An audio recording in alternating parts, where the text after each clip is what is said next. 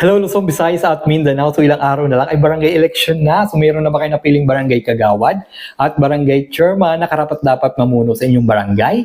Or naghihintay pa rin kayo na bilhin ang boto nyo? Huwag ganun, oy! Pag may nag-alok sa inyo ng ganun, tanggapin nyo yung pera. Pero ang iboto nyo, yung karapat-dapat at alam mong may magagawa sa inyong barangay. Hindi yung iboboto mo dahil kaibigan ng magulang mo or family friends nyo or tropa nyo. So tingnan nyo kung may malaking ambag na magagawa sa inyong barangay. Ganon. Kung yung mga lumang barangay kagawad at barangay captain ay tatakbo ulit.